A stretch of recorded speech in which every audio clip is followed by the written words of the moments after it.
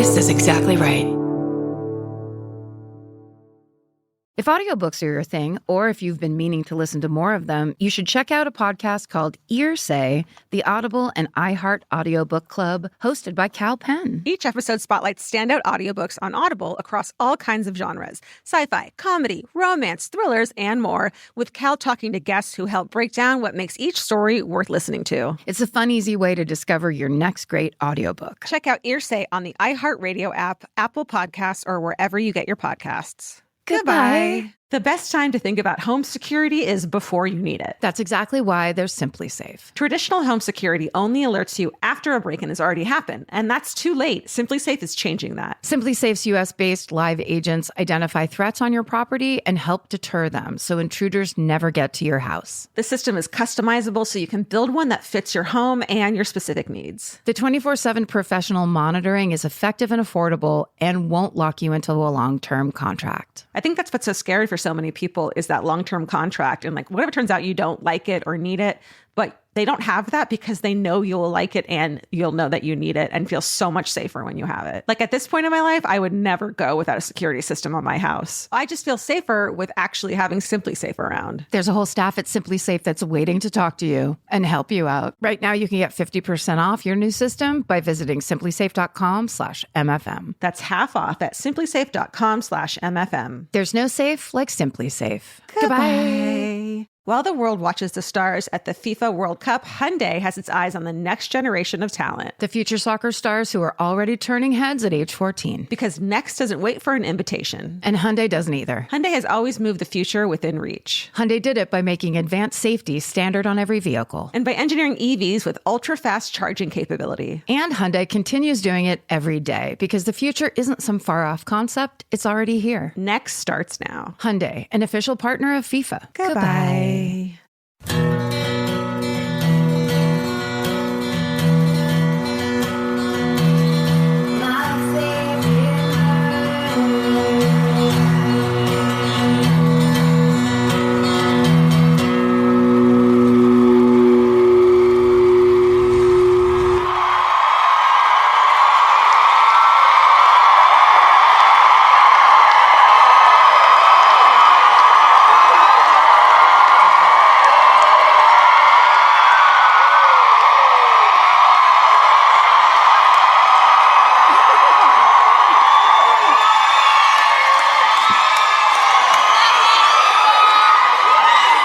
What's up, Vancouver?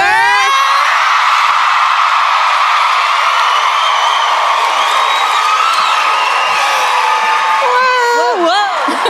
Look, we go all the way up there. Oh my God. Hi, guys. You're right there.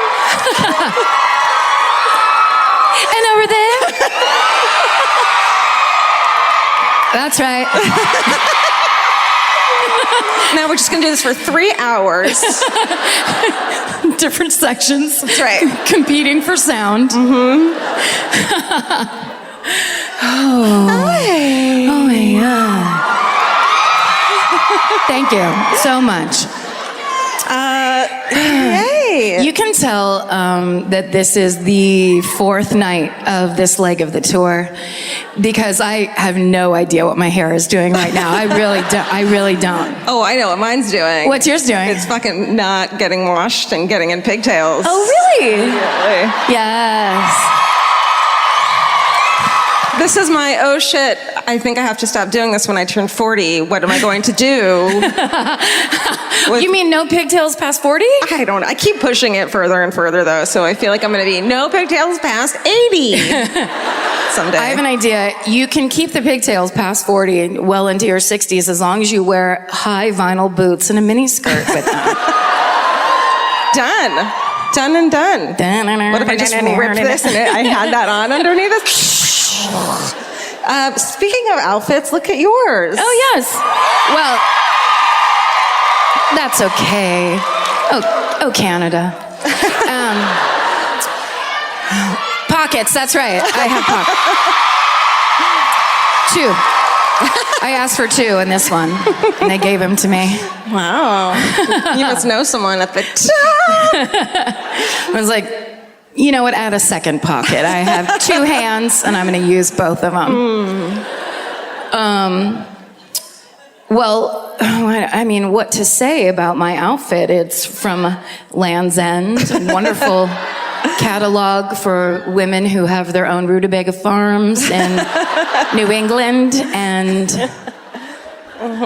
I didn't realize that they made dresses that fit me perfectly and have pockets until I ordered one, and I was like, Land's End, you're my boyfriend forever.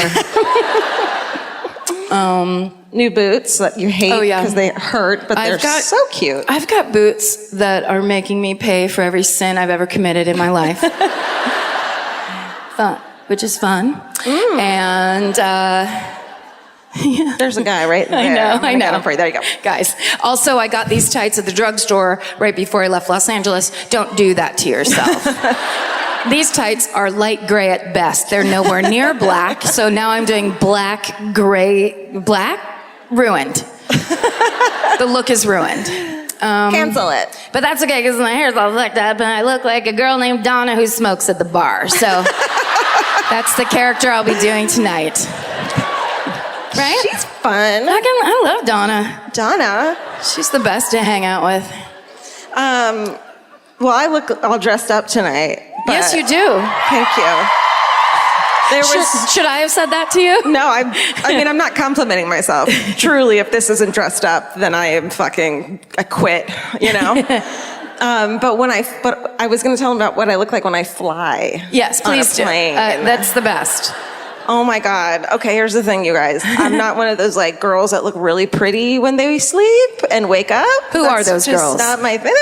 They have princess Mannequins? hair. Yeah. No, not real. It's not me, which is fine. I don't think that's anything anyone needs to strive for. No, right? If we're now worried about being hot while we sleep, let's just fucking give up. It's insanity.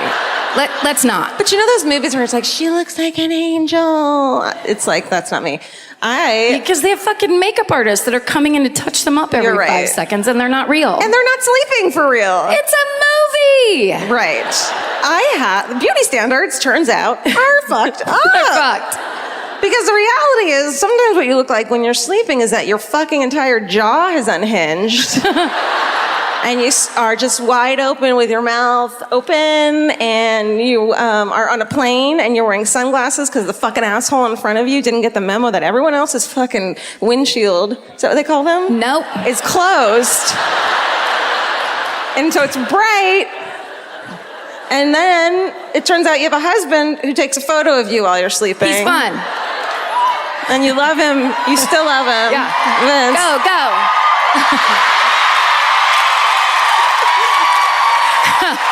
I swear to God, this one does not get old. It does not get old.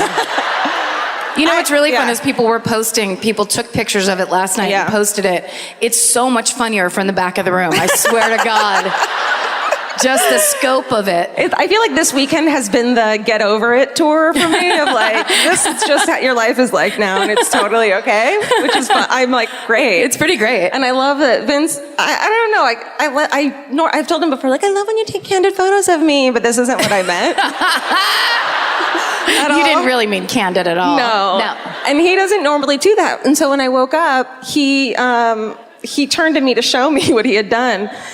But he had his earbuds in, so he did that thing where you yell because you have music on. So we're on a plane, a small plane, shows me the photo, turns to me and yells what he thinks I look like. He goes, "The Unabomber!" On a plane! He yelled, "The Unabomber!" You shouldn't do that.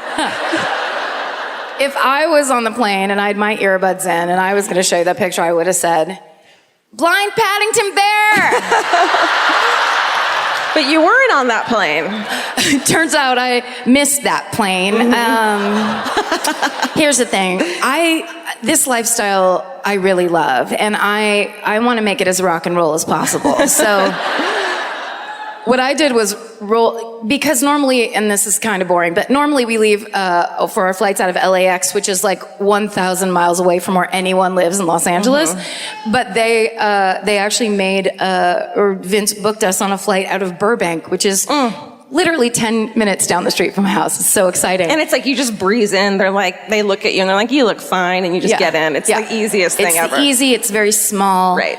And they have fucking valet parking. They do. Like, they know who it's for. Yeah, total assholes in Los Angeles. Exactly. So, our flight was at 9:30, and I left my house at 9:15. I don't know. At what point did you realize that was? Had you always, I don't know. I have so many questions. I can actually tell you. As a fucking obsessive compulsive on-timey person, I'm striving to understand. I don't think I can explain it to you because I'm an obsessive compulsive not timey person where, I'm almost 50 years old and clocks still baffle me. I'm like, what? How is it that time? Like they're actually being mean to you. Yeah, they're attacking me personally. Yeah. I had detoured myself a bit, plucking every hair off of my face before I went. Sometimes you just want to have very thin eyebrows on the airplane. Mm-hmm. I don't know what happened. All I know is when I went out to pick up my bag and I looked at the clock, I just started screaming fuck really loud. Like that was going to get me there faster. But what was funny is, and I kind of love stuff like this, is when I went up to the counter to check in at Alaska, the woman, when I said, I'm on the 9:30 flight to Portland, she goes, the 9:30 flight? What? It's already closed. Like, it was her fucking flight. Like, I ruined her tour weekend. Like, she had a show in Portland to get to that night. I was like, bitch, unbutton that vest. You're not going anywhere. So I had to as an adult, had to text another adult and tell them that I missed my fucking flight that was arm's reach from the front door of my house. Vince was like, no problem. I'm going to book you on the 11 a.m. flight. And here's how he's a brilliant man, because he's teaching me how to not miss my flight anymore. Instead of flying first class on Alaska, I was now flying on Southwest. That's right. That's right. You know, that one that you have to line up for with people who've never seen numbers before in their fucking lives, it turns out. With all the people, there's like a section of businessmen that like to fly Southwest and talk about their dumb jobs at the top of their fucking lungs. Have you ever? Dude. Sat in the front of two businessmen that were like, well, last week we were in Albuquerque. And it's like, sir, the yelling is unnecessary. That guy was on, I hate to break this Southwest hate fest we have going on, but that guy was on my flight. Oh. And I was in that first class we spoke of, sleeping like this. And the general manager of... He said Albuquerque. Yeah. Fucking swear to God. Did he really? I swear to God. They're all the same. They're it's all one from actor Albuquerque. going around and pissing people off. It's like a prank show that never pays off. And then... So then, but I go... I interrupted your... Because, no, I think that was it. Okay, great. I mean, we're talking about airplane flights and shit. These people do not care. How can they? How can they? Speaking of that, this is my favorite murder of the podcast. Oh, hello. Thanks, guys. This is Karen Kilgariff. And this is Georgia Hardstark. Hi. We're very happy to be here in Canada with you guys. Yeah. We had a very exciting thing happen at the border. Oh, yeah. Yeah. You guys all drove up today and we were behind you. Yeah. Because when we got to the lady in the box, Vince handed over all our papers and information, and she said, "What are you doing?" or whatever, and Vince said, "We have a show tonight in Vancouver." And she goes, "Oh, you guys are doing the show?" And we're like, "Yeah." Yeah. And she's like, "Oh, what did she say? Everyone coming through is going." Yeah. Or something like that. She didn't, she said something like, "I don't have to ask about it because the last 10 people told me about it."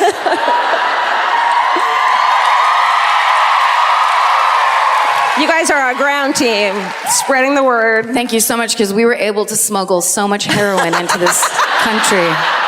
They never looked twice at us. That's right. We're posing as podcasters. We have an international drug smuggling ring. The best cover ever. Steven's not here. No. There's not enough room under this table for him. Do you want to know where he is? I'll show you where he is. Oh.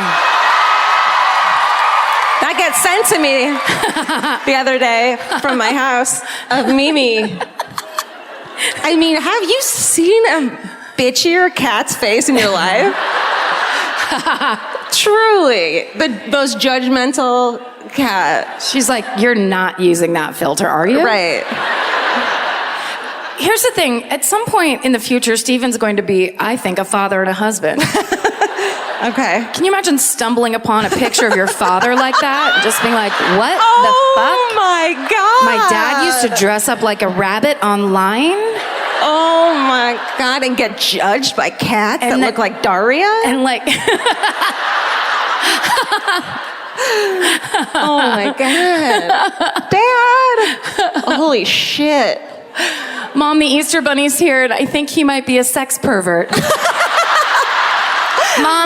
Mom, the Easter Bunny has a mustache. Or maybe she's having flashbacks because every year I have this Easter Bunny bonnet I put on her. Do you put on Mimi? Yeah. Oh, she doesn't like that. No, but it's so quick. I do it so quickly. I get one photo and then I put it up and it makes me happy and brings me joy. And she realizes that that's happening.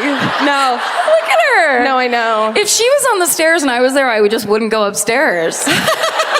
I mean, Mimi doesn't fuck around. Yeah. It's like putting a bonnet on Ruth Bader Ginsburg or something like that. Like, who are you? Why would you do such a thing? If anyone knows computers, could you please give Mimi a Ruth Bader Ginsburg tight bun? Just that real tight, pulled, hardcore, Vancouver, old ballerina. That's your thing today. That's your assignment. That's your assignment. If you choose to accept it. And then we have one more that I want to show you of Okay. what Steven did to my cat.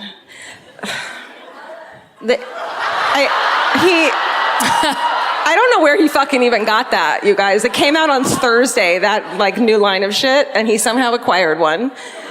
I did get my flu shot, and I got $5 off, $25. Oh, good job. Yes.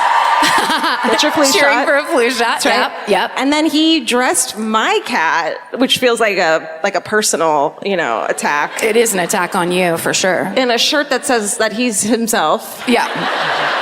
And I know that sweet look in his face of why, like I know that look. I've seen it when I do, when I hold him like a baby and he's like, I don't want to do this, but I love you. Yeah. It's that. Or maybe you put like reindeer antlers on him at Christmas. He's Jewish. Oh, sorry. He's Jewish. He's the world's only Siamese Jew cat. No, there's a lot of them actually. Are there really? It's a whole network. We have a Facebook page. Subgroups. Little yarmulkes we put on. You should actually get just one single shirt made that says, I'm the Elvis. I'm the Elvis. Right? Or like X out the N. Never mind. We'll work it out. We'll work it out backstage. I'm sorry, guys. We're workshopping for the next show. Do you mind if we just talk about merch for a while?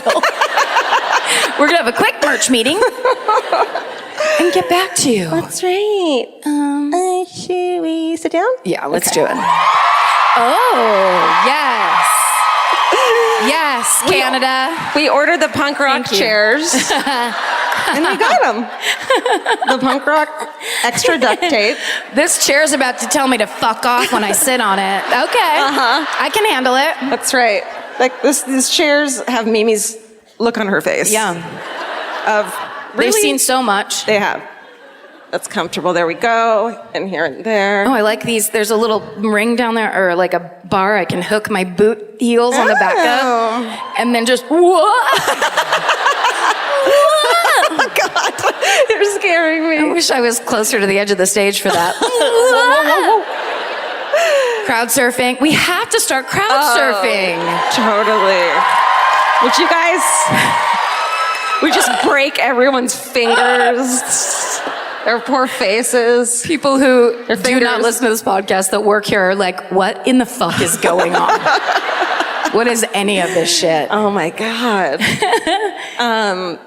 This is a true crime comedy podcast. Yes.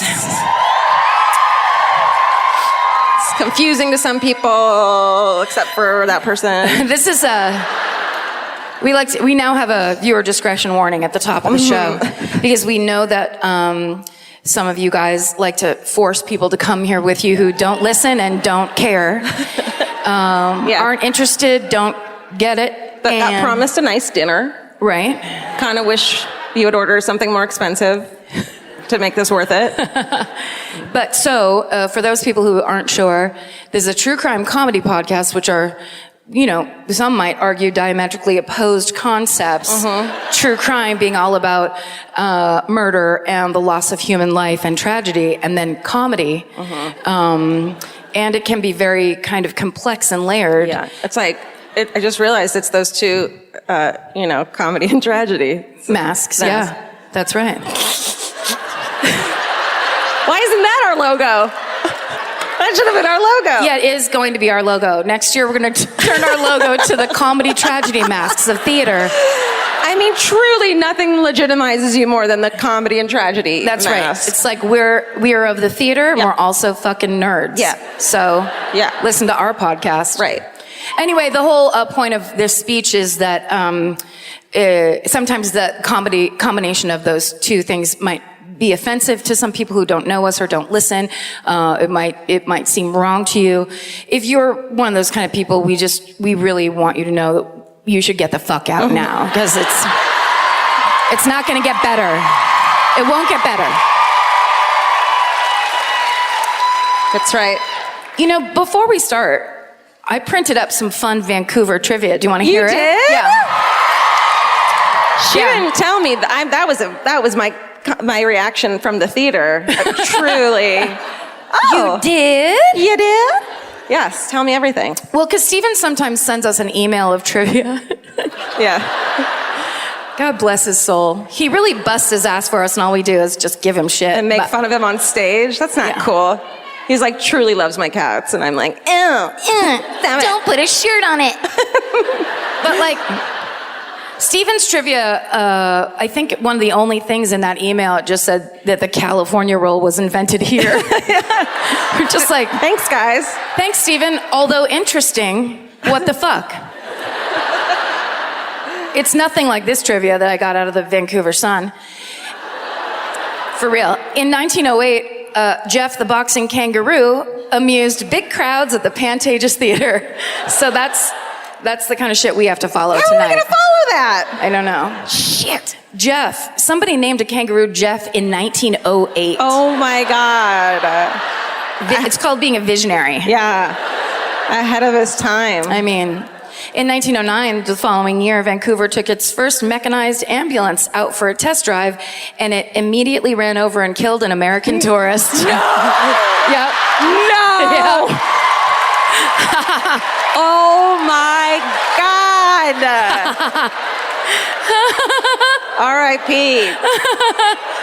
That sucks, dude. Wow. What a bummer.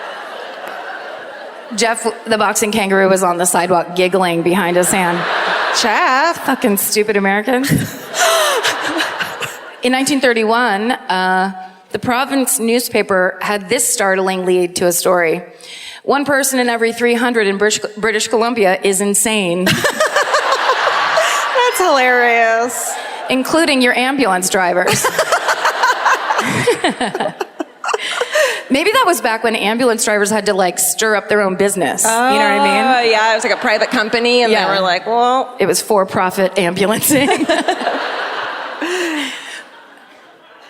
In 1920, oh wait, I didn't do this chronologically. In 1920, in Surrey, loggers found an eagle's nest so big it was too large for a farm wagon to haul away. Well, that just makes you assume that the person knows how big a farm wagon is. I'm from the suburbs. I'm pretty sure every farm wagon is standardly about 2 bales of hay wide. And 4 long, right? I would say. You stack them up 4. All right. Well, it sounds like a big nest. I mean, I'm saying it was a fucking pterodactyl nest and no one's talking about it. I'm here tonight to say you guys... Legends. ...are the land of the lost. And on October 11th, 1939, Vancouver's first public aquarium opened. The manager was an American named Ivar Haglund, who later moved to Seattle and opened a restaurant called Ivar's Acres of Clams. He's always been into seafood. He fucking loves it. Oh my God. I don't want acres of clams, personally. I'd like half a dozen. You could It would take you so long to walk over acres of clams. Okay, the final one is margarine was banned in British Columbia for 70 years. You guys? You guys are not fucking having margarine. No. What did margarine ever do to you? The British Columbia dairy industry. It was margarine. They banned it in 1886. Whoa. They only unbanned it in 1949. What happened in 1885? Someone who was like in charge of banning shit got a bad batch of margarine. Was like, fuck this shit. Someone was given a piece of toast and they bit into it and they were like, who put Vaseline on my toast? I don't want that shit. Yeah. And they're like, oh no, we're passing off as butter now. And they're like, no, you're not. And when did it come back? In the 80s? 49. Okay, because remember how big it got in the 80s? That was margarine's fucking heyday. Everyone lost their shit. Everyone's mom who was reducing. Yes. And going to fucking jazzercise. And Jenna Craig. Yep. Yes. That was the I can't believe it's not butter years. Right. Yeah. Let's talk about that. I couldn't believe it. It wasn't butter. Let's talk about country crock. I thought it would be fun to kick off with some trivia. I loved local it. trivia. I loved it. Thank you. Listen, you did it. You guys did it. You guys named that thing Jeff, not us. It was you all along. Well, there hasn't been a kangaroo named Jeff. In over 75 years. Now do it as a drunk person. Oh my gosh, you know Jeff? Hold on. Do you know Jeff? I'm going to tell you about Jeff. That's okay. Don't clap for drunk Karen or she'll come back.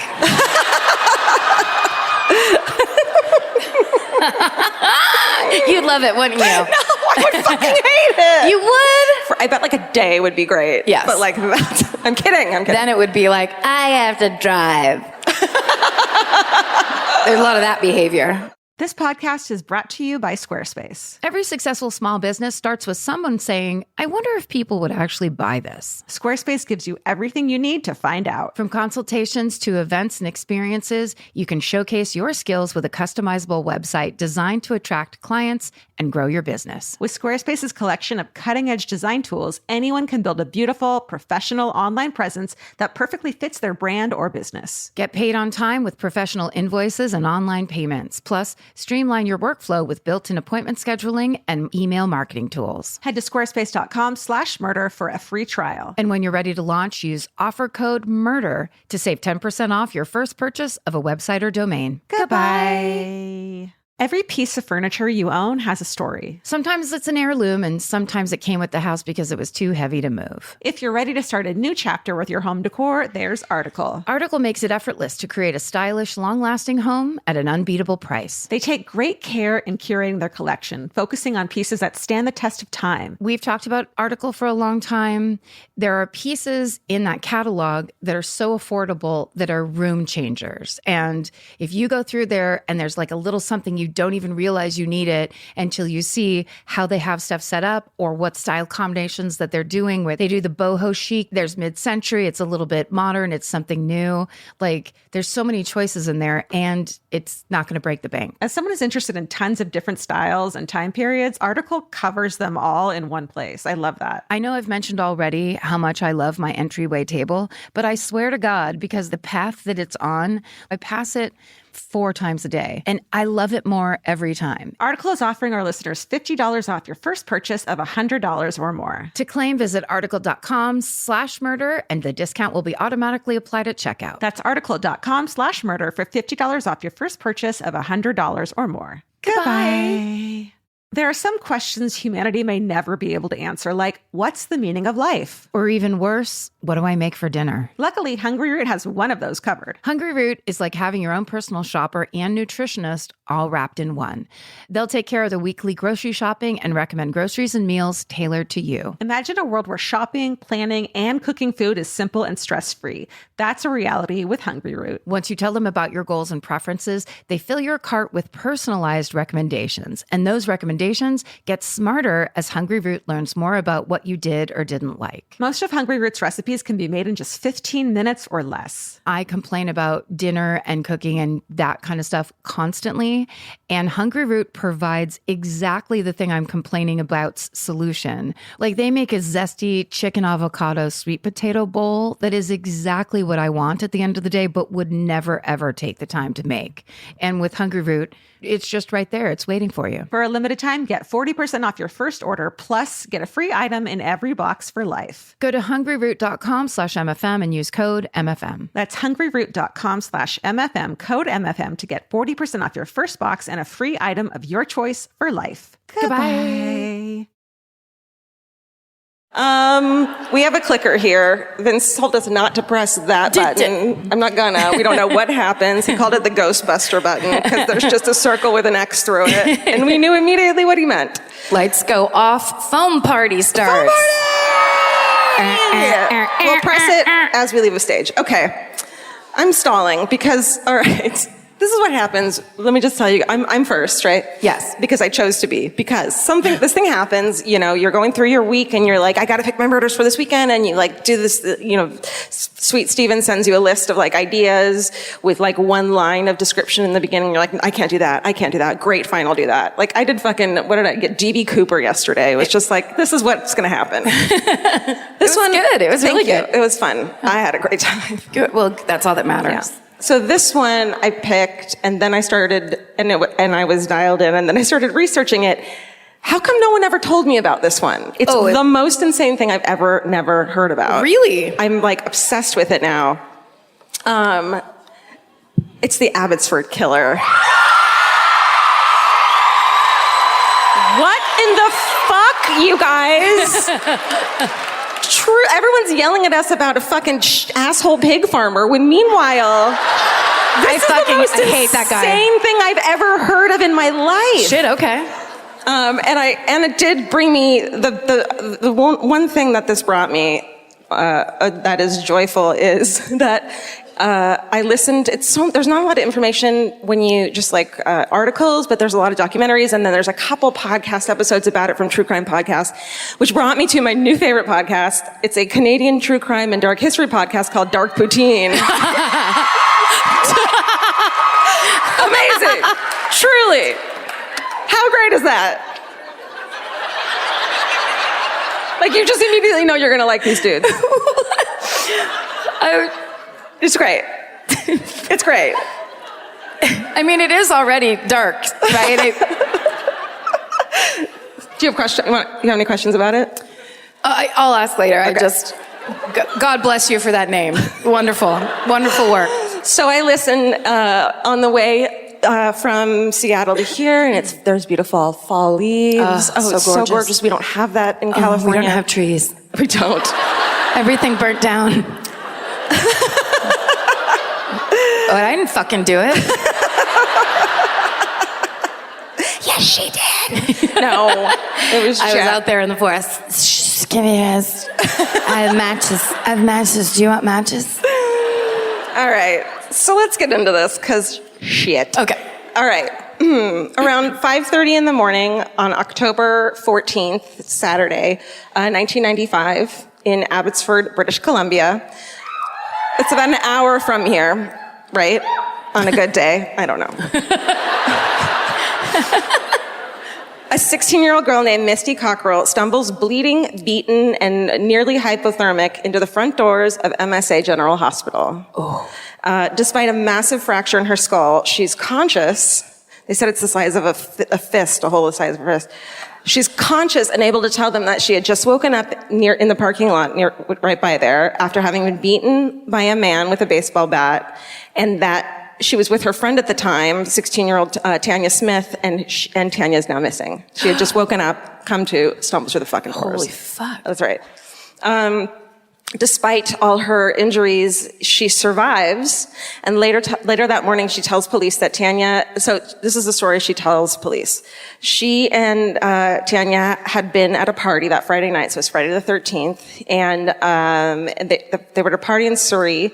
They left around midnight, got a ride closer to home, and they decided to walk a few blocks to a different party, a couple blocks from their house.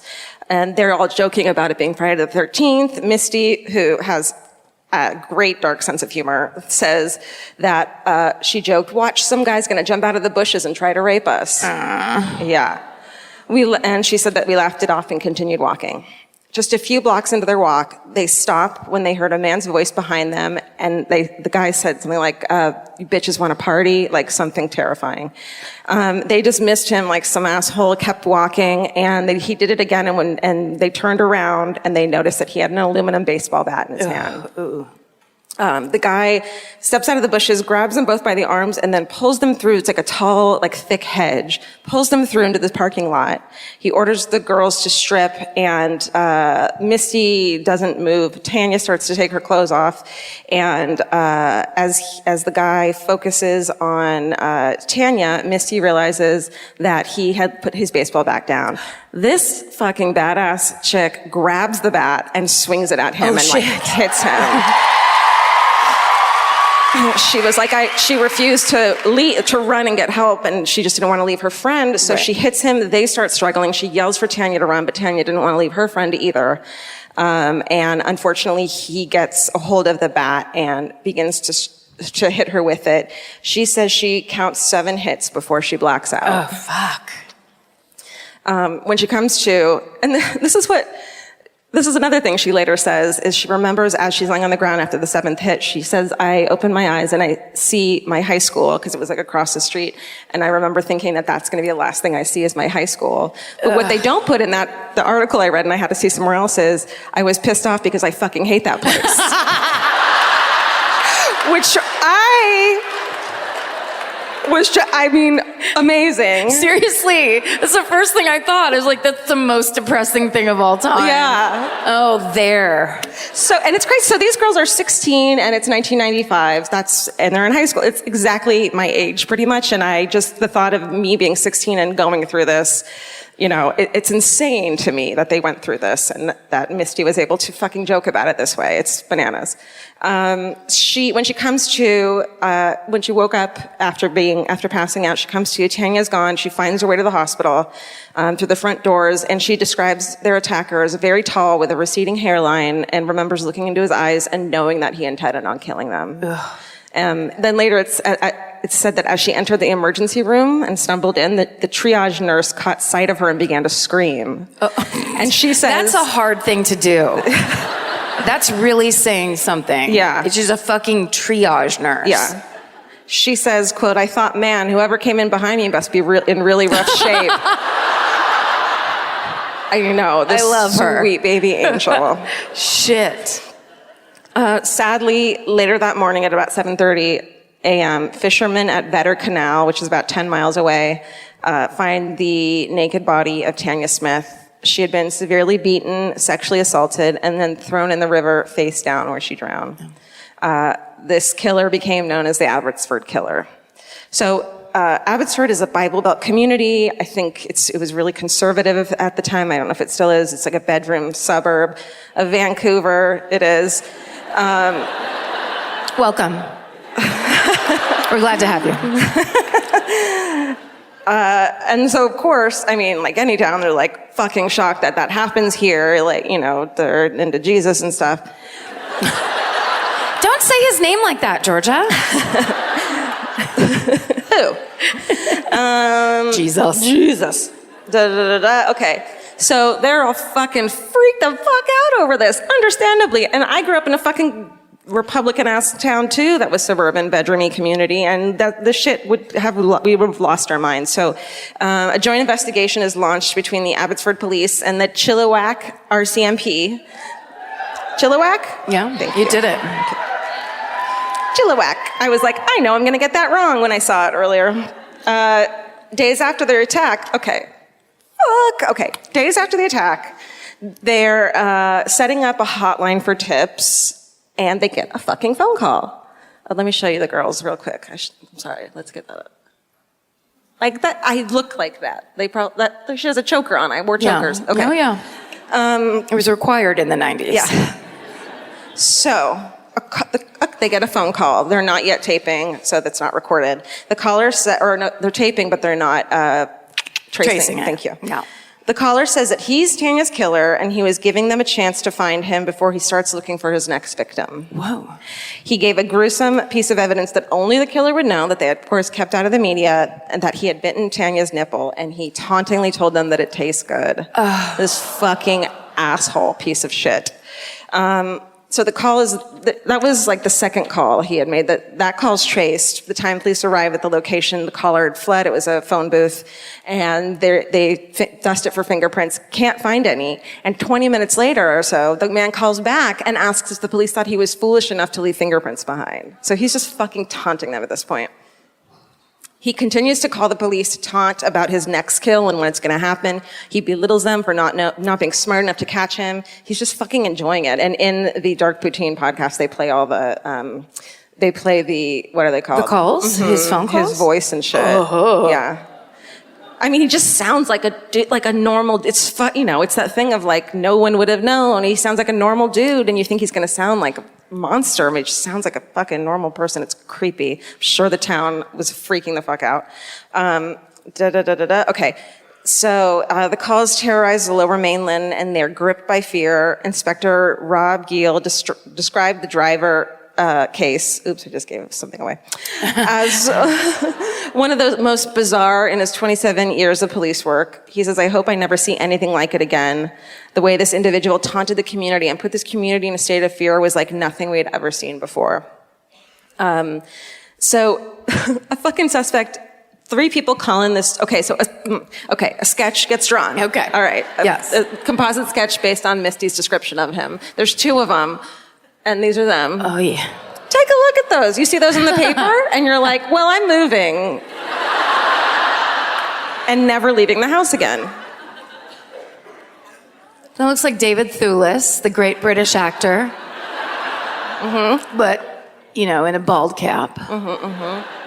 So and creepy. that looks just like a weasel. With a Hitler mustache, for fuck's sake. So... Okay, imagine this dude, and 3 people call in, and they're like, "That looks exactly like this dude I know." Oh. And I saw a video of this guy. It looks exactly like this dude. It's so creepy. This guy's held in they are like, "We've got the guy. It looks exactly like him," and he's kind of like a methy, like street dude.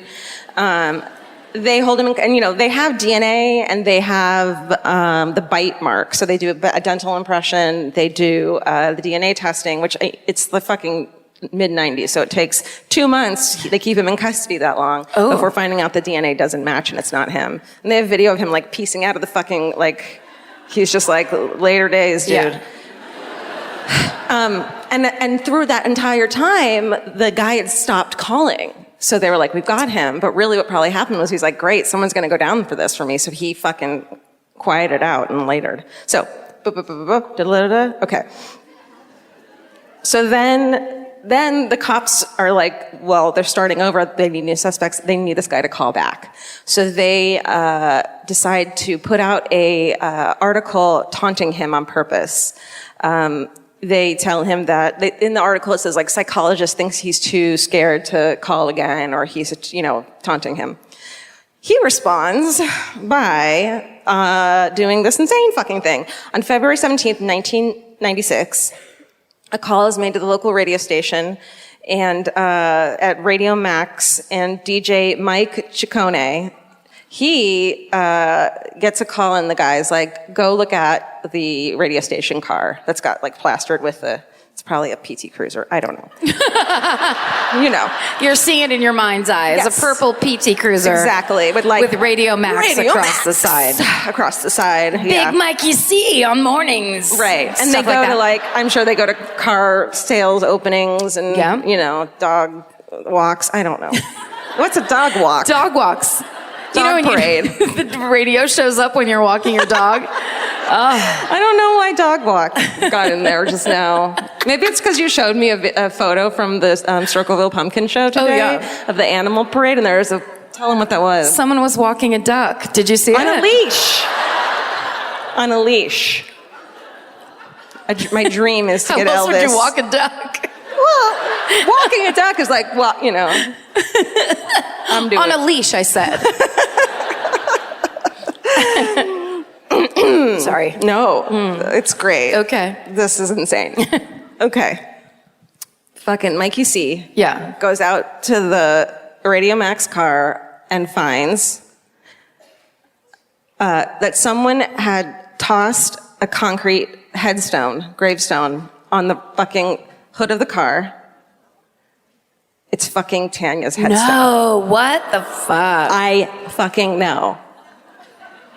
If this was a movie, I'd be like, I'm not watching this anymore. Yes. It's stupid and bad. It's like that real, like, can you imagine? Then they show Mike C in like some old video, and he's just like some, some kid, guy. I'm sure he's just like, I'm moving, goodbye. It's insane.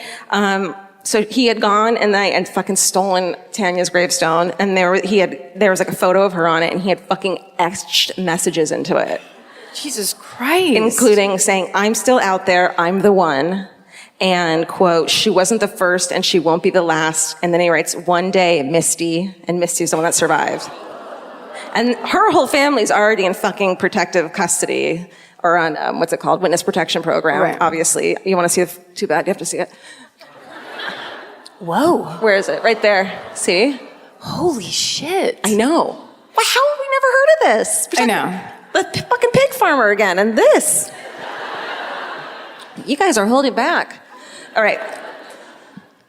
So, and they're in there. Okay, hold on. Okay. The community, everyone just starts screaming. That's why. We don't blame you. Yeah, everyone just like goes grocery shopping and lives there and like mows their lawn while they're screaming. Terror. Which we understand. Then 2 days later, a note taped around a heavy wrench is thrown through the front picture window of a woman who's fucking home alone with her kids at the time. Later determined she has nothing to do with it. He just fucking picked a window. Inside the envelope containing the note mentioned 3 other assaults that the killer wanted credit for. He included clippings from the articles in the Vancouver Sun on the unsolved murders of 3 women, Vancouver sex worker Linda Tatray, Colleen Shook of Burnaby, who was attacked after getting off a bus, and Kim Stolberg, who was killed at her father's Richmond engineering office while she was arranging a surprise fucking wedding anniversary for her parents. All 3 women are stabbed to death in 1989, 6 years earlier. But although horrified, investigators finally have a break that they think they can use. The killer left a crucial mistake behind in his fingerprint on the tape that had been used to tape it together. Ooh. Yeah. So, but they kept that part secret. So the police tried many tactics to get the killer to contact them again. They set up a sting operation in malls and at phone booths across the city. They have, of course, recorded and staked out Tanya's funeral as well. And they published fake stories. And then they had also released a lot of info on the killer, including, of course, the sketches, and then parts of the recorded calls he had made. They were like, can someone please just fucking recognize this goddamn voice and tell us who this is? And then they offered a $40,000 reward leading to the arrest. So they have this plea. They put the voice, what his sounds like, out, and then if you want to hear it again, you have to call this 800 number, and they put a fucking tap on it so that people who called more than like 3 times, they were just like, why are you, they like knock on the door, or like, why are you fucking crazy? Why are you doing this? You're like, nope, just a murderino, sorry. Yeah. Just trying to solve the crime for you. Yeah. It's kind of my passion. Right. Anyway, great to meet you. You look great in that jacket. Around this time, a woman and her son hear the voice and kind of lose their shit. Because they fucking think they recognize it. It sounds like the woman's son. And the rest of the family agrees. But the composite sketch looks nothing like him, so they're like, well, maybe it's not him. Let's just call it in. So the police go to the house and they're like, it doesn't look anything like him, but we have to check it out anyways. Let's just have a quick little chat with him. But the guy is sketchy as fuck, and he refuses to give any DNA or any fingerprints or take a lie detector test, which immediately they're like, well, you're stupid.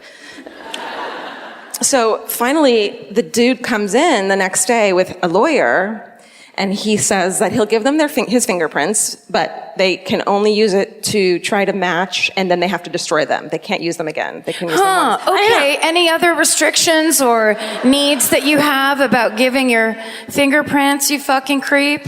Right. That's me as the secretary at the police station. Sassy cop operator. I dig it. Right? My new show? More than 9,400 suspects had been questioned, and all these people had been given DNA and fucking fingerprinted and taken dental shit before. And finally, when this fucker comes in, they finally catch 31-year-old Terry Driver, and he's arrested. Whoa. That's right. Yes. Thank fucking God. I don't remember what else That's him. Whoa, it doesn't look, that's so weird. And it kind of does once you see some other photos. There's yeah. But the receding hairline that's a problem. No receding hairline. But it like his nose, in a couple angles, it looks like him. He's just disgusting. But the Weasley picture looks nothing like that guy at all. Look anything like him. So the methy dude who was held for 2 months was like, fuck you, bitches. And we were like, fair enough. I was there now. I don't know. So then they gave him the key to the city. So this fucking asshole, he's married with 2 children. And the reason my hair is in pigtails is because, and I didn't have time for a shower, is because just as I was about to do that, I find that she had done I married a monster episode of something. Whoa. And I was like, welp, I'm staying up and I'm watching this. These are the sacrifices we make in this podcast for you guys. Right. Yeah, so he's just a fucking dude who's married with 2 children. Of course, he's super controlling and all this crazy shit. He works at a print shop. He had worked there for 5 years. Of course, everyone's shocked it's him and couldn't believe it, blah, blah, blah. His father had been a hero cop with the Vancouver Police Department, which you see in every fucking article. But then our friend Scott at Dark Poutine is like, well, guess what? I used to fucking hang out at his house when I was a kid. What? It's insane. He was friends with his brother. I feel like you have to listen to the episode and You're he'll tell like, you all my about friend it. Scott told me. Yeah. So he knows all about these people, and he was like, yeah, they had a room that was just full of Nazi memorabilia. No. Uh-huh. Uh-oh. So I was right about that fucking Hitler mustache, wasn't I? I was intuiting it. I know a Nazi when I see a drawing of a Nazi.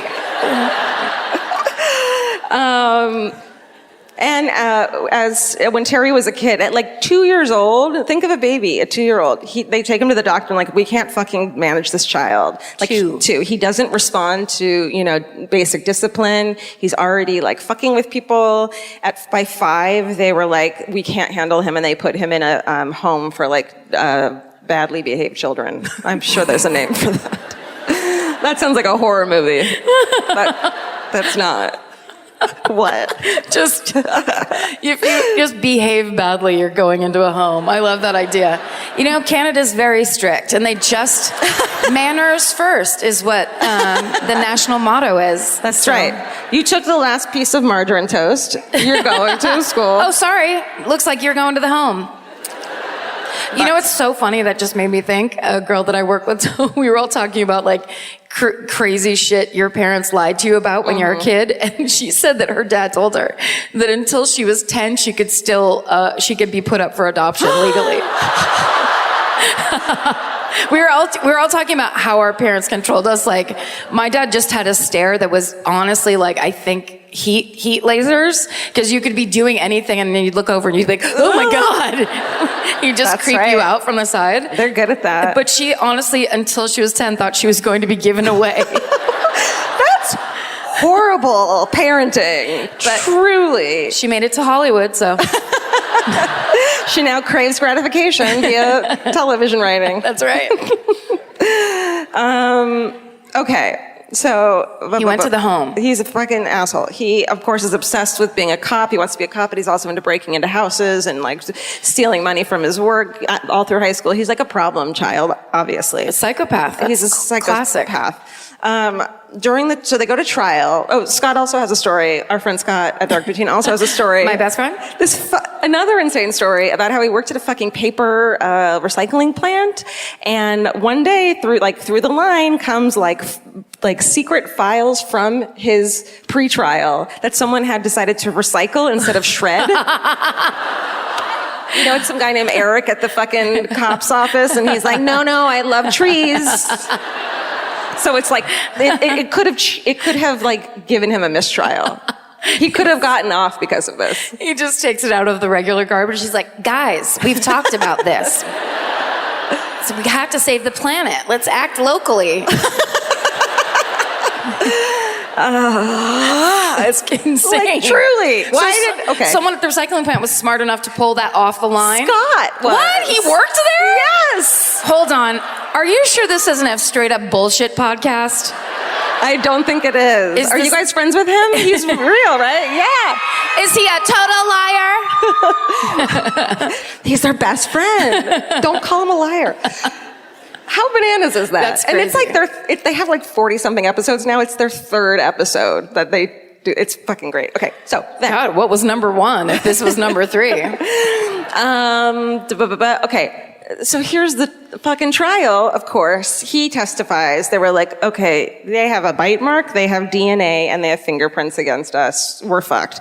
Here's what we do. We say, and he fucking testifies, I stumbled upon them, passed the fuck out, as people say this. I raped and took Tanya and threw her and realized she was dead and threw her in the water. And then I dropped Misty off at the hospital unconscious and left her there. He says it's like the most bullshit story ever. Well, and also he's choosing a terrible thing. It's not like he's choosing the better option, where it's just like someone else was awful and beat them, but I was good enough to rape and then drop one off. What the fuck is the thinking there? And it's also like after all this, like these phone calls and taunting and like really almost like seeing like he really is enjoying all this attention, to just be such a fucking bitch and not be like, yeah, I'm guilty. He you know bitched what I mean? out. Yeah. Classic move. Asshole. He said, 3 doctors are called as defense witnesses, who have to be real proud of themselves, to explain Terry's impulsive sexual behavior and bizarre post-crime calls, because they're like, yeah, it was me who called and did all the other shit. They said the reason he did it is that he suffered from Tourette's syndrome, and that, No. Fuck you! No. Yeah. That's not what Tourette's syndrome is, I know. It's a special subset of Tourette's where you always pick up the phone first. Yeah. I can feel terrible taunts and threats coming on. Yeah. Hold on. Let me call the police. Gotta call the radio station. And then it was also explained by OCD and ADHD. And it's like, well, we all have that. Yeah. Everyone's handling it fine. Yeah. Prosecutor Sean Madigan said he was pissed off about the defense using those disorders to explain away his behavior because, quote, there are a lot of people with these afflictions and they functioned very well in society, and I hated to see them branded the same as the Abbotsford Killer. Amen. Fucking badass Misty shows up at the trial, fucking testifies on the stand, looks him right in the fucking face, points him out when they ask him who did it, and fucking recounts her entire fucking story. Wow. And does it in his fucking face. Yeah. It's amazing. Incredible. Sorry, I was getting... No, I liked it. It's fun. Terry Driver was convicted in 1997 of the first-degree murder of Tanya Smith and the attempted murder of Misty Cockerell, and declared a dangerous offender and sentenced to the mandatory term of life in prison with no parole for 25 years, and another 10 years concurrent prison term. And the labeling him a dangerous offender means that he'll probably never fucking get out, which is great. And they made that up when Paul Berendo did his fucking shithead thing. Bernardo.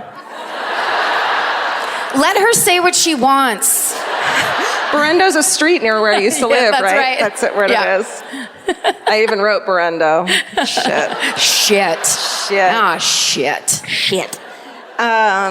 In a later trial, he's convicted of the two of the assaults he mentioned in the note he threw out the window.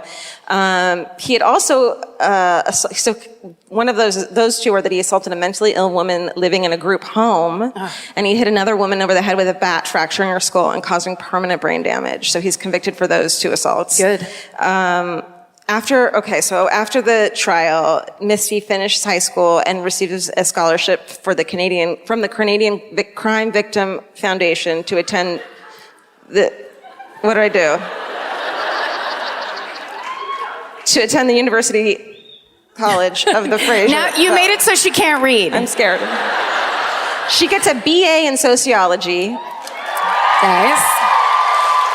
Nowadays she volunteers for victim services, and she said her ordeal has made her learn a lot about herself and the support network that's available for assault victims in the Providence. She just coaches people and does lectures and talks, and is just this incredible victims advocate now.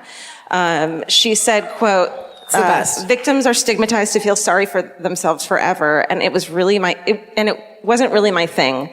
I didn't feel sorry for myself. I love her. I know. She's a mother of 2 daughters, and she still lives in Abbotsford and has also worked as a bereavement counselor for families of homicide victims. Wow. She's amazing. She says that being a victim of assault doesn't define her, and she prefers to see herself as a survivor, and that is the Abbotsford Killer. Wow. Wow.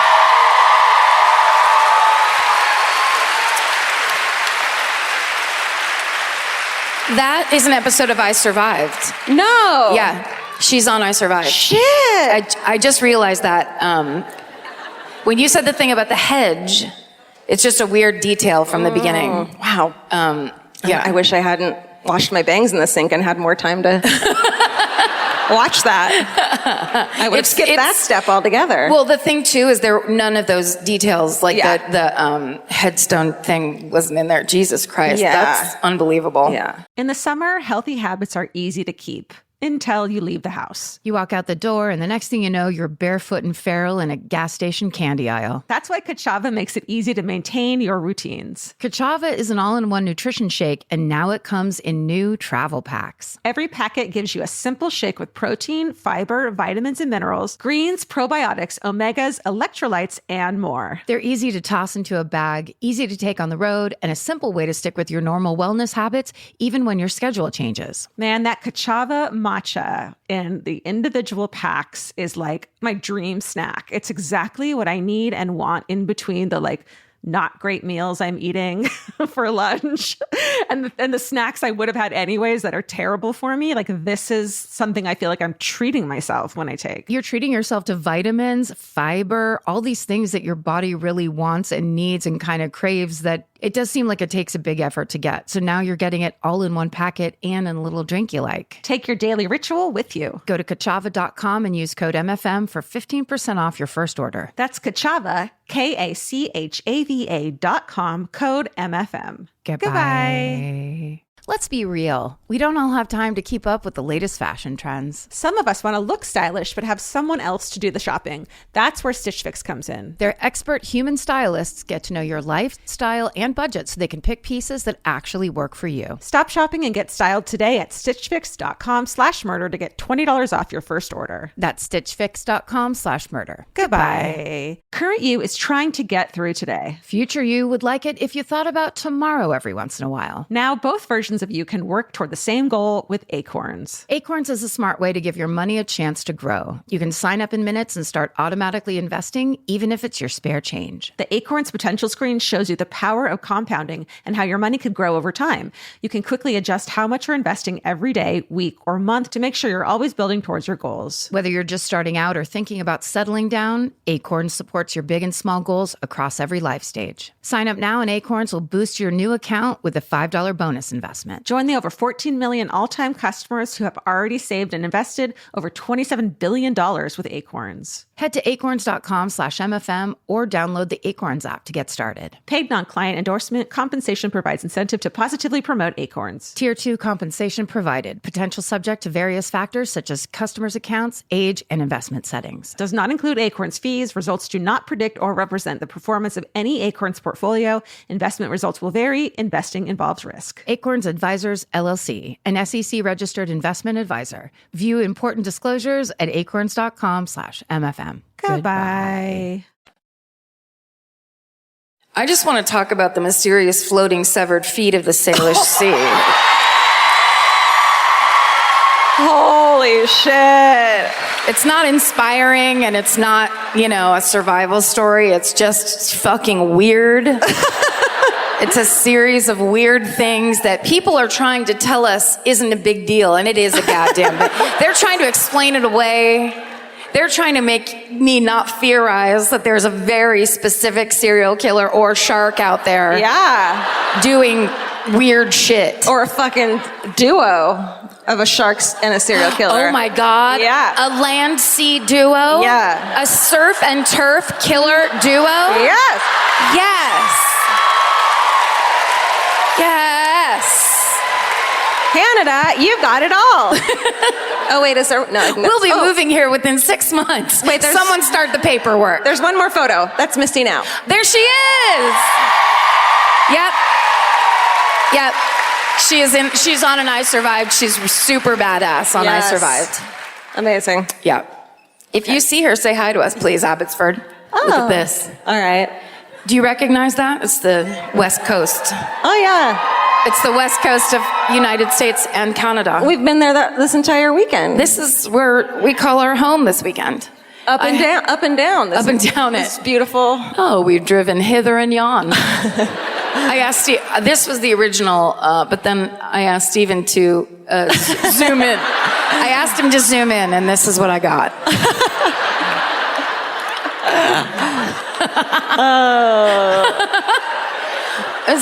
Steven, can you make it look kind of like modern art and not help informationally in any way? And he was like, I'm on it, Karen. I love ya. So we'll just do that. Okay. Be a little more helpful. Okay. Oh, God damn it. I got this information from the National Post, the New York Times, a wonderful website called Atlas Obscura that I love. Vox.com did a really good kind of comprehensive thing on it. And then, of course, really my second brain, Wikipedia. Oh, okay. I thought you were going to say just conjecture. And then, of course, my own personal theories. Okay, since August 20th, 2007, beachcombers in the greater Vancouver area and up and along the west coast of the United States and Canada have been finding more than just the standard kelp piles and broken seashells washing up on the sandy shores of the Salish Sea. Thank you. Wow. This is why I don't have time to do my hair. Just waxing poetic on my laptop. Flourish of words. Having the best time. I was like, what is on the beach? Oh, well, there's piles of kelp. Sure. And of course, there's always part of a seashell that looks kind of rad, and then it's just broken, and you fucking huck it. But you gotta mention the sand. Where would you be without mentioning the sand? Oh, that's true. You did. I did, yeah, Sandy Shores. Oh, thank you. I thought you were pointing out that I hadn't. No. Yeah, I'm shaming you for not bringing up a fucking... What, Karen? If you're on the beach and you're not talking about the sand, I don't know what you're doing. Yeah, I don't even know I can't visualize where I am unless you tell me what is there. Okay, but that was for to say 16 detached human feet have been found along the West Coast waterway that connects the United States and Canada. 16. You guys, what are you doing? What are you or any of us doing? Why do we even? All of these floating feet have had either a running shoe or a hiking boot attached. Oh, except one. Most often, they are New Balance, Nike, and of course, Ozark Trail, which can be purchased at Walmart. Really? Yeah. New Balance, it's like New Balance, cool. Nike, cool. Ozark Trail. Ozark Trail is like Timberland for poor people. Got it. It looks exactly the same. People who aren't brand whores. Right, exactly. Maybe people who aren't so materialistic, Karen. Who don't need a fucking label to define them. Labels. Exactly. Thank you. Am I right? Thank you. Labels. Thank you. That reminds me, this is very random, but when I got into the elevator at our hotel, as the doors were closing, I don't know why I want to just be in the elevator by myself so bad, but I really do. And when the doors are closing and someone throws their arm out, what'd you say? Sorry, nothing. Pretend I didn't. Did you say, did you fart? Yeah. I mean, I do, but not that time. Okay. As the doors are closing, this old lady throws an arm out and gets in with me. And she's got a Chanel purse and I think a Chanel scarf. She smell really rich? She had a lot of things on. But she goes, what floor? And I was like, said the floor. And then she goes, bon. Whoa. Bon. Bon. And then when she got off on her floor, she went, goodbye. She's aggressively polite. And also I could have pressed my own button. Yeah. Like she ran that elevator for us. So then I didn't regret letting her on. Chanel, ladies and gentlemen. No. Okay. We go now to the first reported incident. On August 20th, 2007, on Jedediah Island, a girl visiting from Washington is walking along the beach, and she picks up a blue and white size 12 Adidas shoe with a sock inside. Why? She told her friend she'd bring her a present back from her trip to Canada. Like, that's not a bad question, right? No. Why? Why? She's a curious mind. She's an inquiring mind. Have you ever picked up a fucking random shoe? Just an old shoe. Well, she's like, perhaps there's some treasure in here. Oh, that's true. It could be full of, you don't know. It could be full of doubloons or something. Yeah. But no, instead there was a sock in there, and then when she opened the sock... Why? Why? Well, if you're gonna do it, go all the way. Sure. And inside the sock is a man's right foot. 6 days later, on Gabriola Island, a couple... Isn't that the best island for feet? Oh, so gorgeous. A couple find a men's size 12 white Reebok shoe with a foot inside. Oh. It's always gonna end like that. Okay. I'll stop being surprised by it. No! I thought at least once you'd give me an empty one in this fucking story. Can you please pepper them in? It's so funny because when you think about it, like a single shoe laying there is a very disturbing sight. That's true. You're like, so someone's running and their shoe came off? What? They didn't go back for it? Like, what emergency happened here? Yeah. What story needs to be told? Yeah. So it's bad enough with just the shoe alone on the beach. Then you're like, a wet sock. Yeah. Then you unwrap it like a present. Yeah. She's like, oh my God, my friend Deanna's gonna love this. Oh, shoot. Oh. Shoot. Deanna, God damn it. Now I have to get her a sweatshirt. Royal Canadian Mounted Police Officer Gary Cox is quoted as saying, finding 1 foot is like 1,000,000 to 1 odds. Finding 2 is crazy. Oh, Coxie. Good old Coxie. Gary, you I nut. feel like if you're going to be giving press quotes, you're going to want to tighten up the language a little bit. Maybe. Gary, as a police officer, we don't like to let the press know we're surprised by anything. No. That's kind of against what we do. Try to do a thing where you're acting like you're handling it. Yeah. You're not as shocked as the 12-year-old girl who found the foot. Maybe put your hand on your hip and use the word location and observe, stuff like that. Vehicle. They love to say vehicle. Pretend like you've seen some shit. Yeah. As my friend Mike Dalkey used to say, act like you've been in the end zone before. I like that. It's football, right? That's right, Georgia. Thank you. Sports. 6 months later, on February 8th, 2008, a third foot in a size 11 white and blue men's Nike running shoe is found on Valdez Island, also a right foot. Then on May 22nd, 2008, a right foot is found inside a women's white and blue New Balance running shoe on Kirkland Island. No? Nobody? They're like, that belongs to Costco. They don't like it. Yeah, they're like, those cheap jeans? We hate that shit. That was weird because usually there's a sound or anything. At least one sad person. It sounded like everyone held their breath at one time. They're just like, she's not talking about Kirkland Island, is she? Not tonight. We won't have it. That one is off limits. Talk about literally Don't anything you else. dare talk about my Kirkland Island like that. A month later, another foot is found on Westham Island.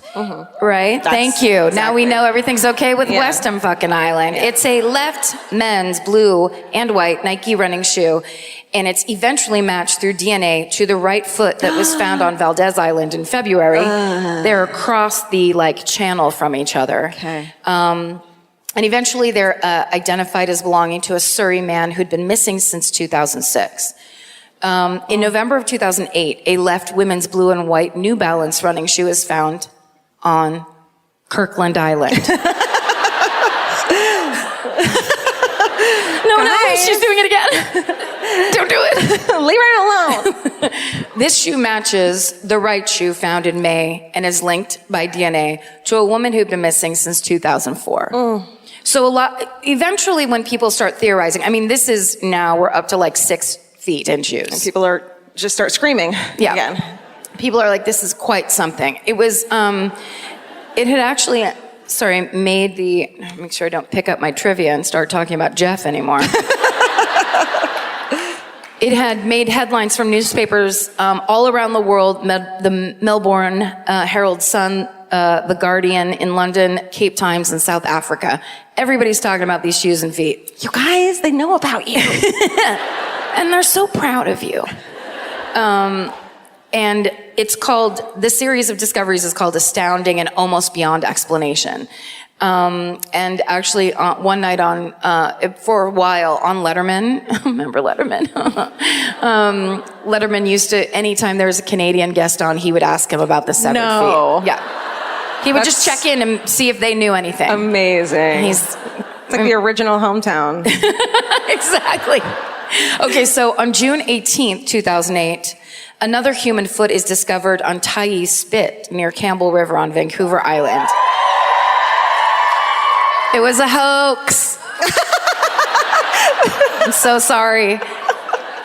It was actually a skeletonized animal paw that was put into a sock and a shoe and then stuffed with dried seaweed, you sons of bitches.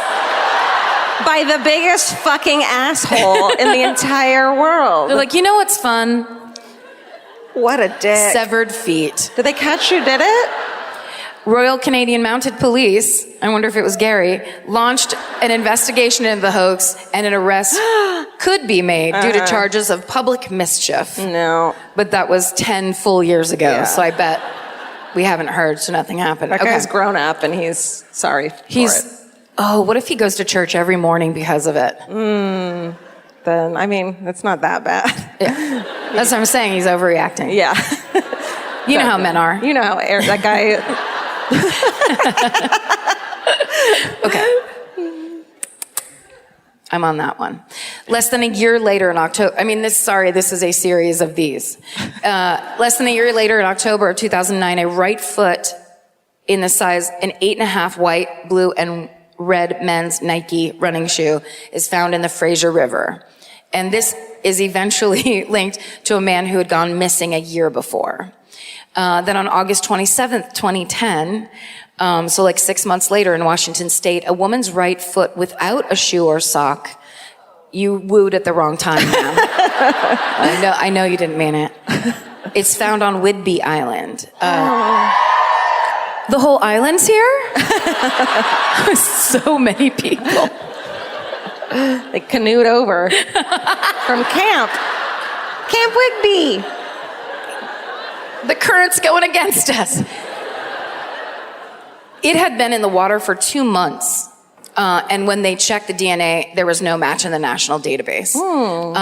Then about 6 months later, December 5th, on the tidal flats of Tacoma, Washington,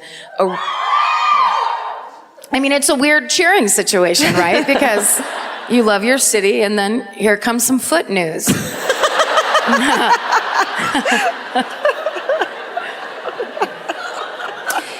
A right foot inside a boy's 6 Ozark Trail hiking boot is discovered. Oh, no. But police say it could have been worn by a juvenile or a small adult female. It's not. Still sucks.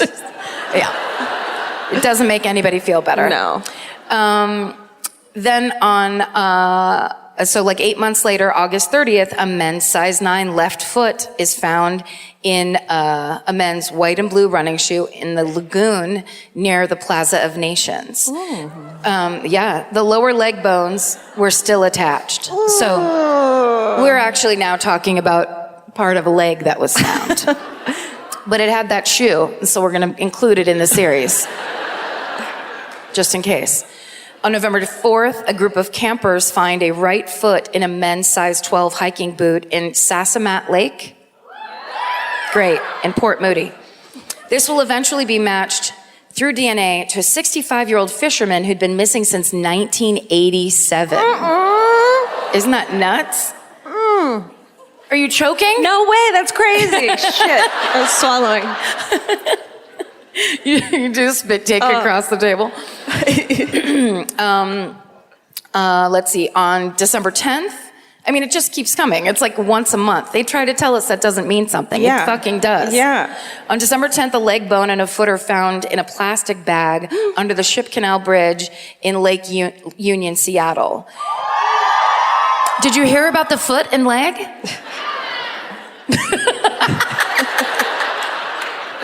Yes! Yes! That's why we're here!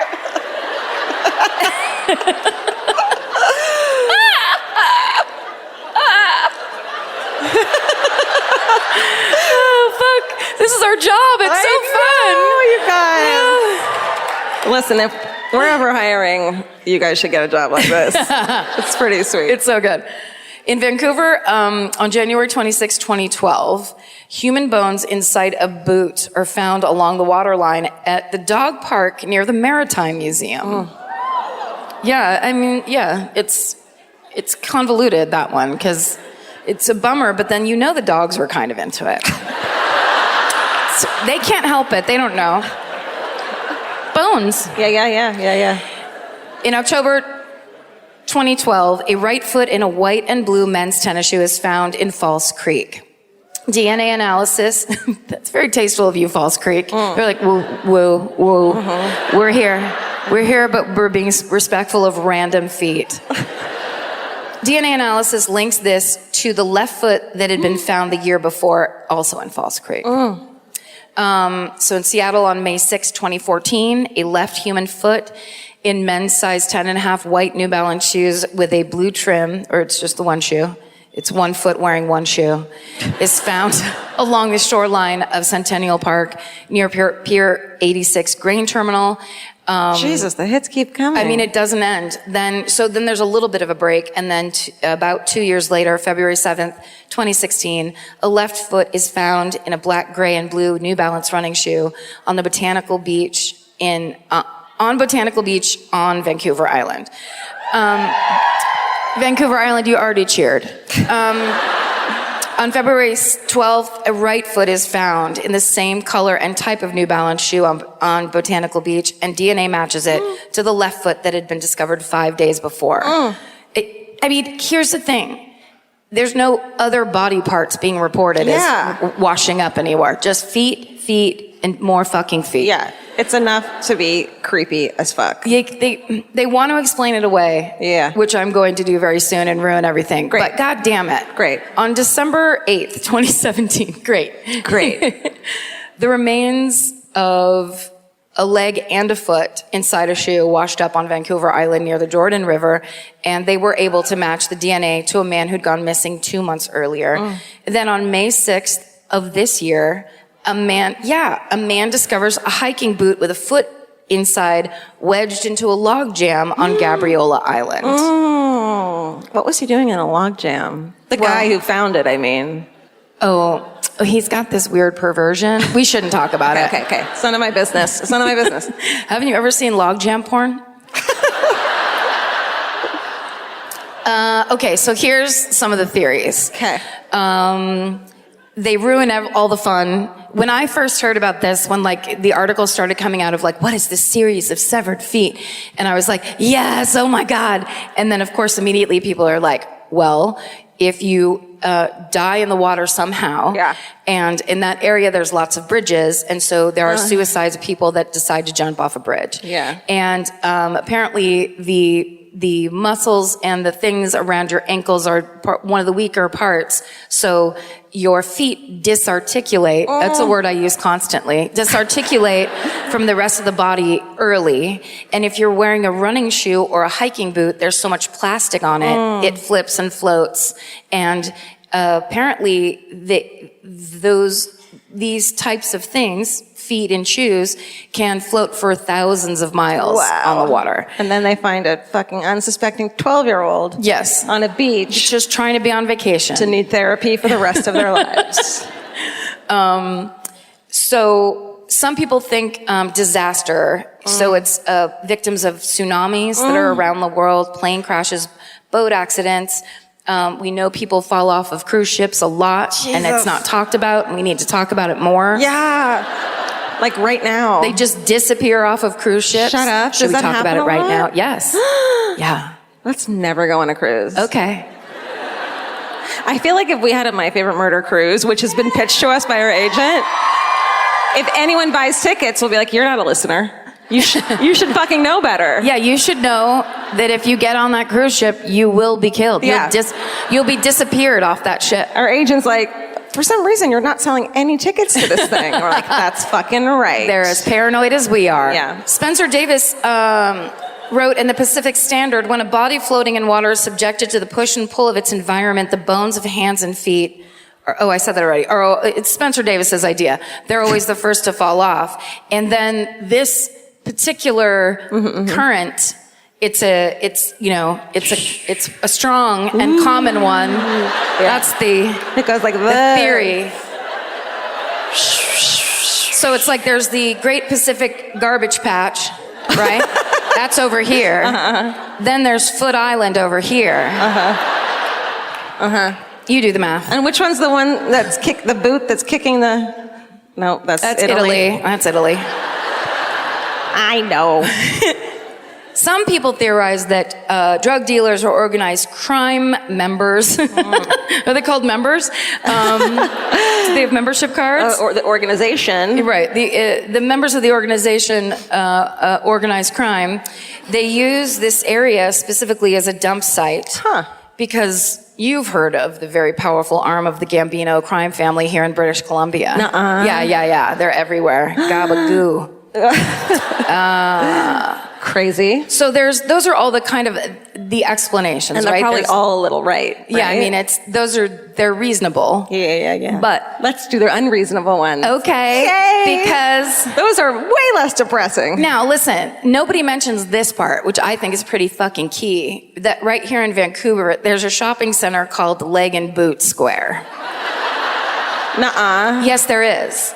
And there's a reason it's called fucking Leg and Boot Square, and that's because in 1887, a boot with a leg in it washed up on the shores of False Creek.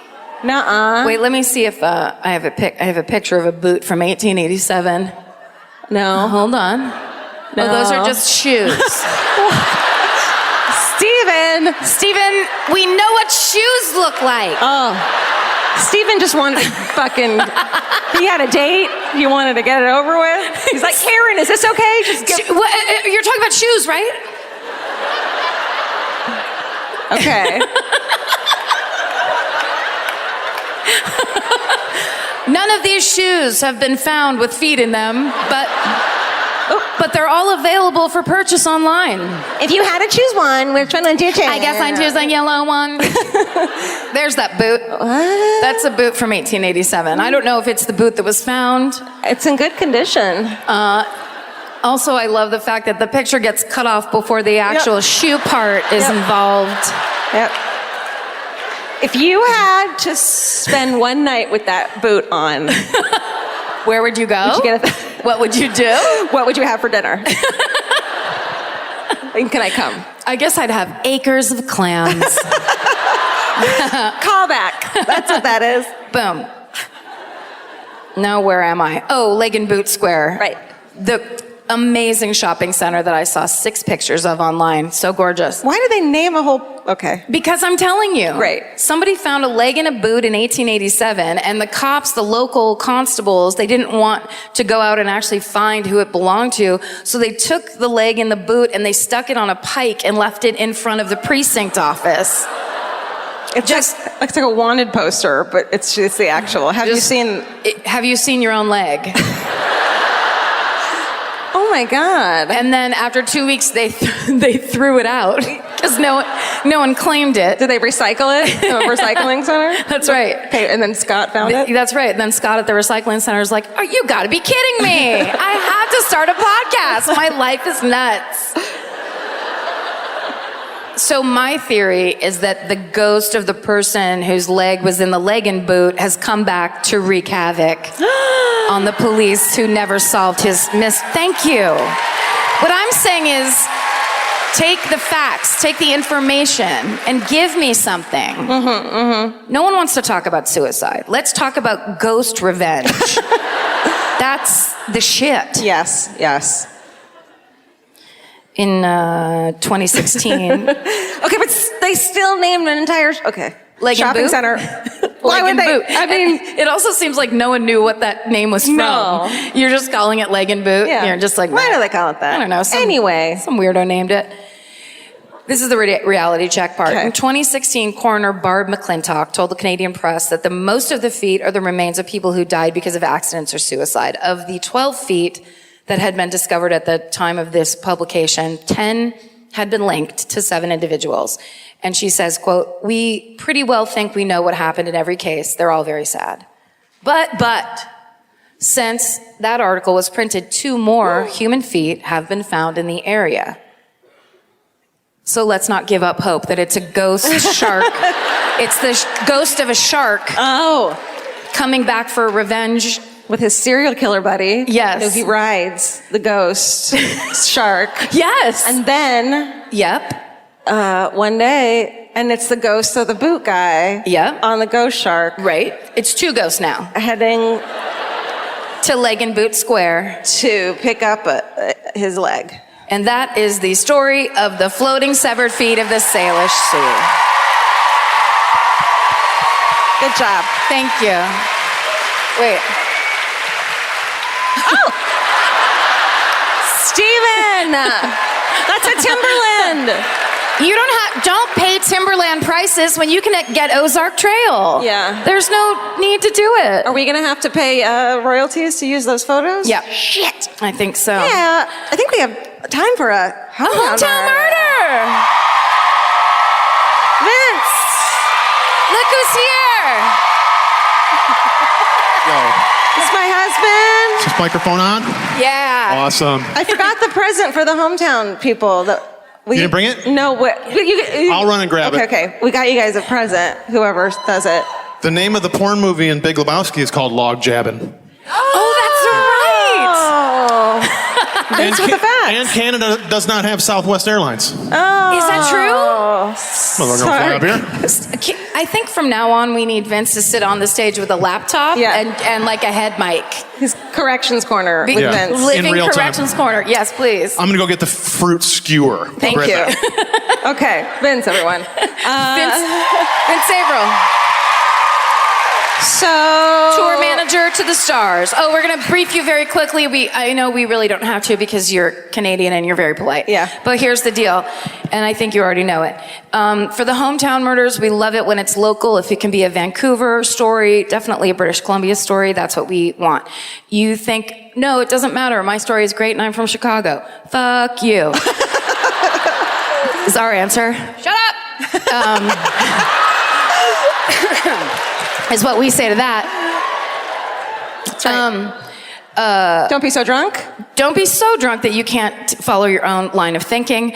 It should be quick, beginning, middle, and end. People always love a nice ending, so if you can tell us what happened, where the people ended up, if they ever served time, whatever, that's good. And remember that if you get picked, everyone else hates you, so you have to go nice and fast and keep it quick. All right, I think that's it. Thanks, Vince. Oh, here it is. We stopped at a little, thank you. Thank you, We stopped Vince. at this like adorable, tiny little like fruit stand mart, and I freaked the fuck out when I saw this. It's just a skewer with like fruit candy and like gummy candy, so it looks like fruit, But it's not fruit. but it's candy. Do you guys have candy here? And Karen goes, hometown present? It was the best. You're picking tonight. Okay. So can we get the lights All right. up so Karen can get a good look at y'all? I'm gonna feel it. I'm gonna do it Ooh, more with my holy gut. shit, look than how many anything. people Oh my are god. here. Oh hi. Hi Oh my back God. there. So You're exciting. too high up in the... We can't... You're gonna jump? Okay. Which way? Her. Okay. Can you turn the lights down? Because she'll freak out if she sees all these people. Thank you. It's truly terrifying.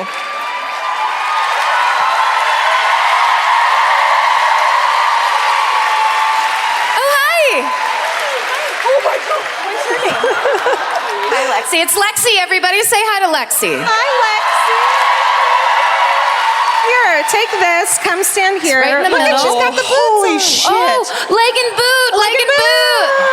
Yeah. Yes. She's the ghost. I rode my ghost shark all the way here. Nice. Thank you. Where are you from? I'm from Vernon, British Columbia, which is, yeah. What up, Okanagan? So it's about, I don't know, a 5-hour drive from here. Oh. So my hometown is actually very cool. It is a mass murder. Oh, that is cool. I mean, it's not cool, but Yeah. Oh, we know. Yeah, we really look know. at that. You're doing great. I'm going to Yeah. be over here. So in April of 1996, Mark Chahal left Burnaby. What up? No? Okay, it's fine. Fuck that. And drove in his car to the Kelowna airport. At the Kelowna airport, She's a security screener. Shut up. at the Kelowna airport, he then rented a van and drove the rest of the way to Vernon.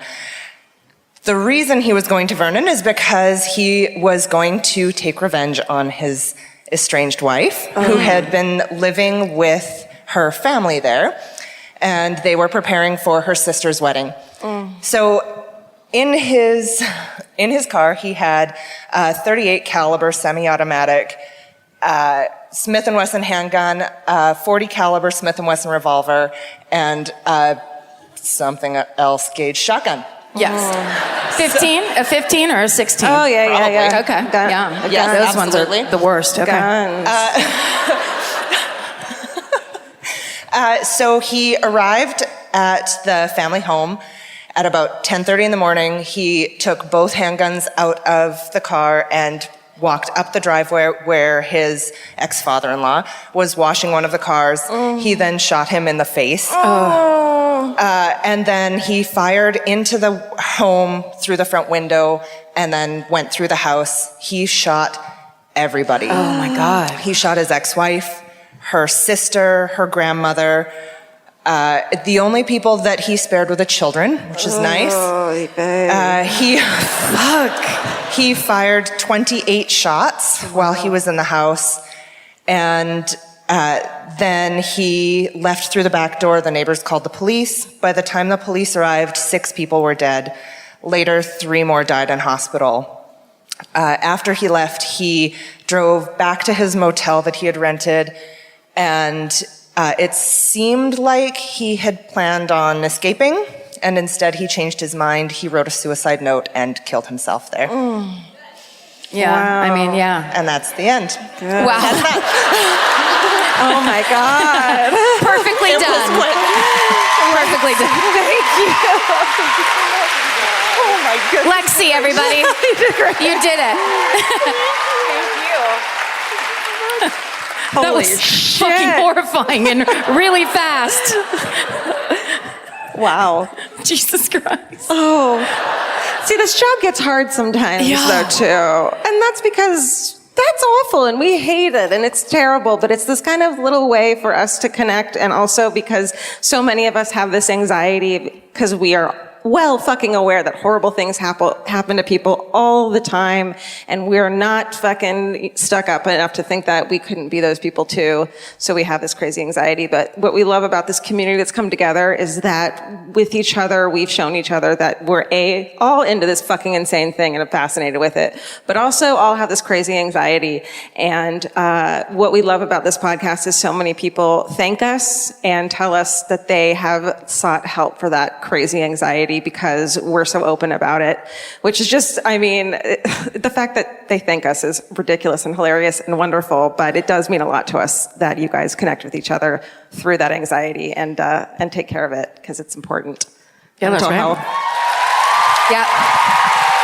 And we like to take this time just to say, we do understand and realize that we're the luckiest people in the world. We, 3 years ago, just thought it would be fun, just like the Dark Poutine guys. We thought it would be fun just to get together and talk about this thing that we love to talk to each other about so much. And now we get to go on to, world fucking tours, and we get to meet amazing people that are just like us, that have the same interests and the same passions and the same, everything. And then we get to watch you guys all meet and connect with each other, which is probably the most beautiful part of all of it. Like people walking up and saying, because of you, I now have this best friend. Because of you, I'm closer to my sister.